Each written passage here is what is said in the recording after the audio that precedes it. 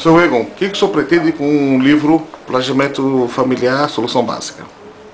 Eu pretendo mandar para todos os prefeitos do Brasil, para que seja implementado o planejamento familiar com eficiência, porque no momento está muito vagaroso. E o senhor, esse livro o senhor escreveu em 2002, ele fala quais são os principais tópicos desse livro? Ele esclarece a autoridade da vantagem das pessoas pobres receberem apoio da prefeitura, do governo, para que possam implementar o planejamento familiar e assim melhorar a sua condição de vida. É por isso que é preciso que haja esse esclarecimento.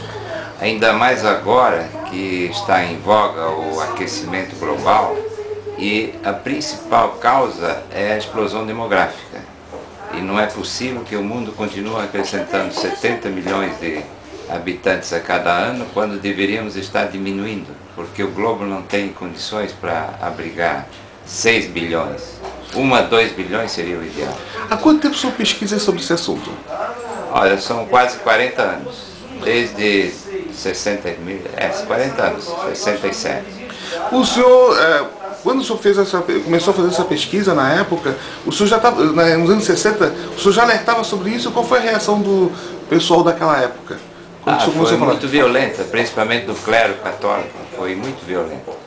Foi muitas cartas, muitos artigos nos jornais, condenando a atitude criminosa e pecaminosa de divulgar esse assunto. E também eu divulgava antes da lei do planejamento familiar, quando era proibido falar sobre o assunto, era um tabu.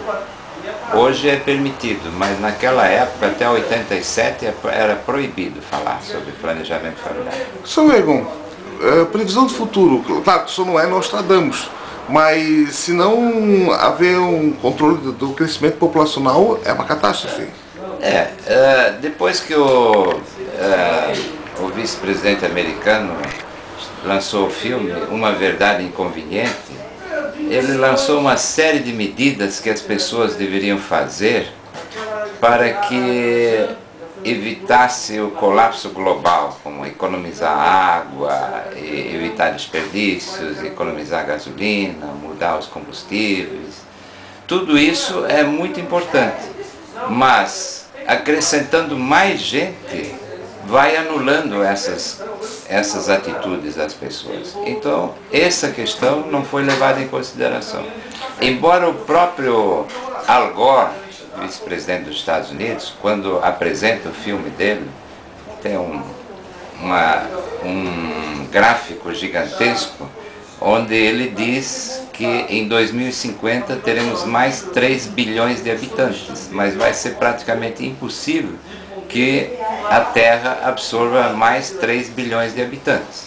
No meio acadêmico já não existem estudos, por exemplo, sobre a capacidade da Terra de produzir alimentos, ter água e o mínimo para as pessoas? Isso já não tem? Isso não foi divertido? Hoje os governos dizem o seguinte: tem comida, mas não está convenientemente distribuída. Eles têm razão, porque o cidadão que produz alimentos, ele precisa ser remunerado. Então, quem não está empregado, quem não ganha dinheiro, não pode comprar comida. Isso é um processo normal. Se os governos quiserem produzir comida e dar um prato de comida para cada um, é possível, mas é uma equação que não fecha, porque vai ficar uma dependência constante, e não há governo que possa fazer essa caridade de alimentar todos os seus cidadãos.